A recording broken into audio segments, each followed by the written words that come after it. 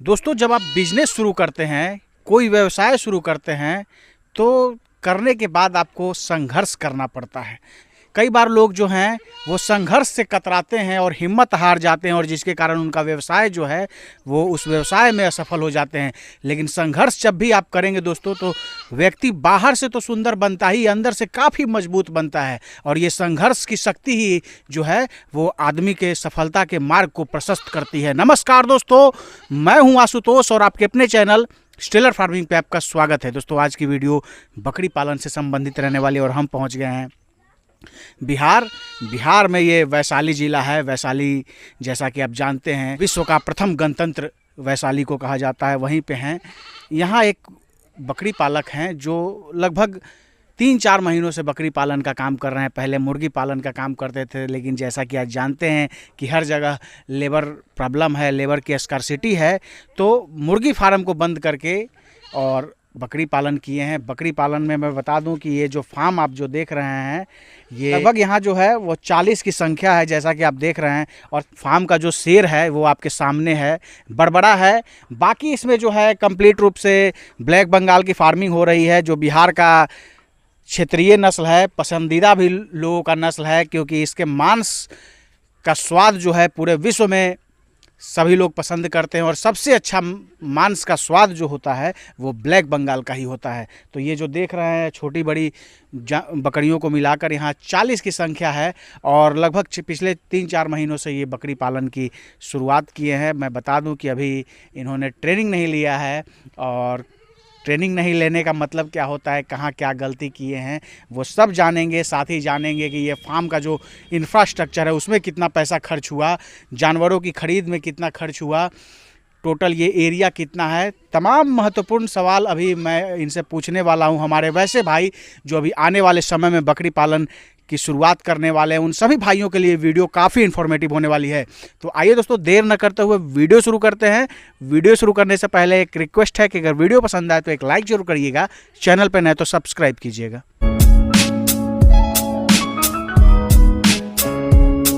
Sir, हमारे channel पे आपका स्वागत है। आपका भी हमारे फार्म पर स्वागत है। सर, जैसा कि बातचीत के क्रम में काफ़ी दिनों से आपसे बात चल रही है, और आप बताए थे कि पहले जो आप काम कर रहे थे वो मुर्गी पालन का काम कर रहे थे। जी। तो मुर्गी पालन को छोड़कर बकरी पालन क्यों किया आपने? स्टाफ का प्रॉब्लम था, इसीलिए स्टाफ का प्रॉब्लम था, उसमें स्टाफ नहीं काम करना चाहता था, इसीलिए हम बकरी फार्म कर दिए। मेरे पास जगह था और हम शौक से काम किए हैं। हाँ, कोई मेरा मजबूरी नहीं था। मेरा बेटा एक आर्मी में है, बेटी बिहार पुलिस में है, एक लड़का और तैयारी कर रहा है आर्मी का। हाँ, लेकिन बैठ कर करें क्या, मेहनत करने से कुछ सही का ही फिटनेस बढ़ेगा। हाँ, इसीलिए मेहनत अपना, और मेहनत स्टाफ भी रखे हैं, फिर भी अपने मेहनत करते हैं रात दिन, और मेहनत करेंगे तो सफल होंगे ही होंगे, ये तो मेरा गारंटी है। कहने का मतलब है कि किसी तरह की कोई दिक्कत नहीं, आर्थिक रूप से भी सशक्त हैं, और बकरी पालन जो किए हैं वो फायदे को देखते हुए किए हैं, साथ ही अपना इंगेजमेंट इसमें किए हैं। हाँ, ये बस इसीलिए हम किए हैं कि सही भी मेरा रहेगा, फिटनेस रहेगा, खटना पड़ेगा, एक्सरसाइज भी हो जाएगा।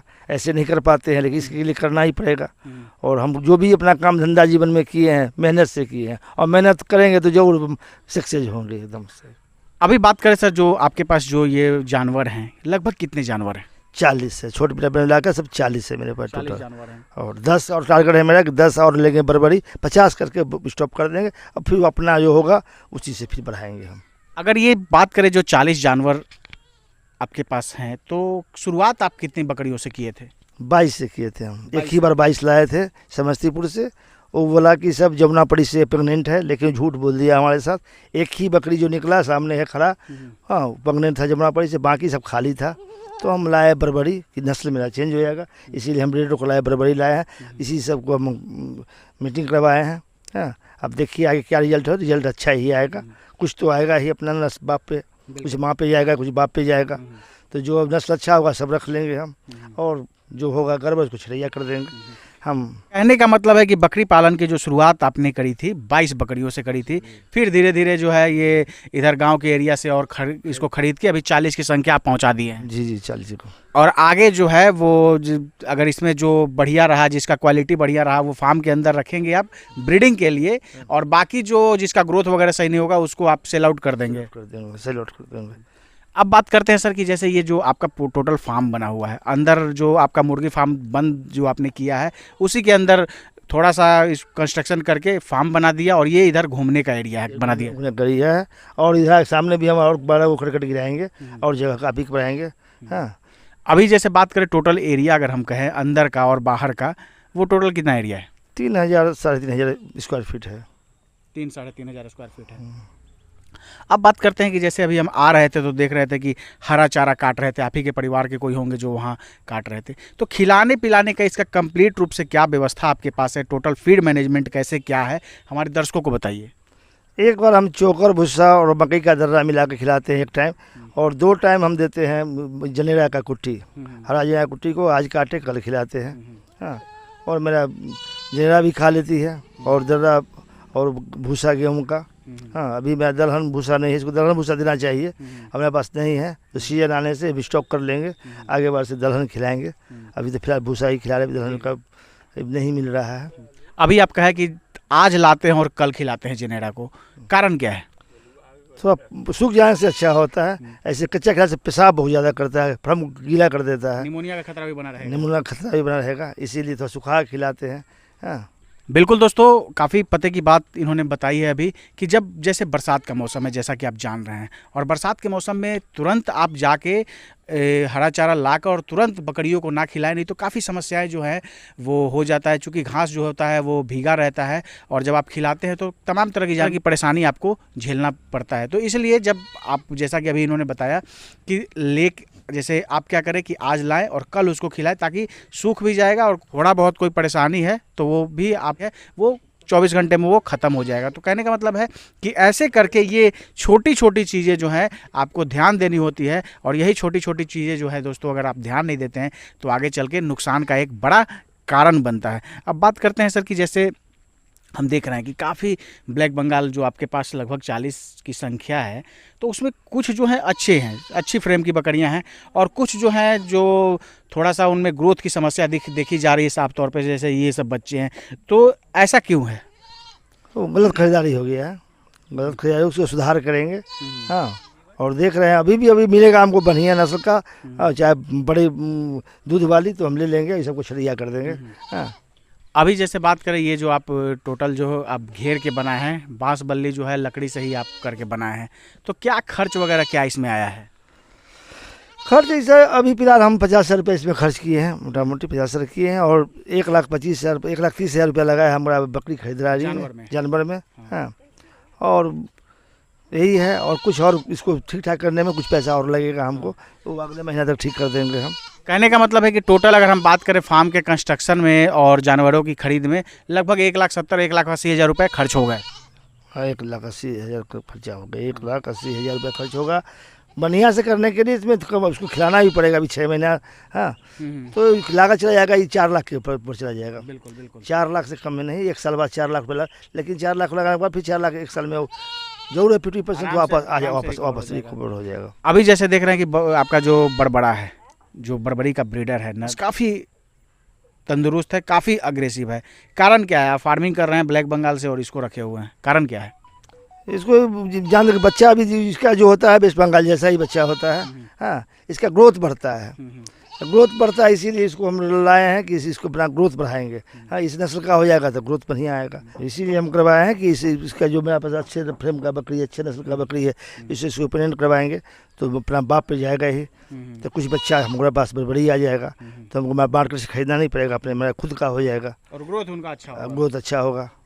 सर जैसे अब बात करें कि कई बार होता है कि जैसे अभी बरसात का मौसम है, तो बरसात के मौसम में सबसे ज़्यादा समस्या झेलने को मिलते हैं जो नए बकरी पालक होते हैं या पुराने बकरी पालक हैं, उनको भी समस्या होती है। तो बरसात के मौसम में कैसे क्या आपका मैनेजमेंट रहता है वो बताइए। बरसात में थोड़ा गीला का ध्यान देना पड़ता है, चूना मारना पड़ता है, पेशाब ज़्यादा करता है, गीला ज़्यादा होता है, हमेशा सूखा रहना चाहिए फर्म, चूना मारना पड़ेगा।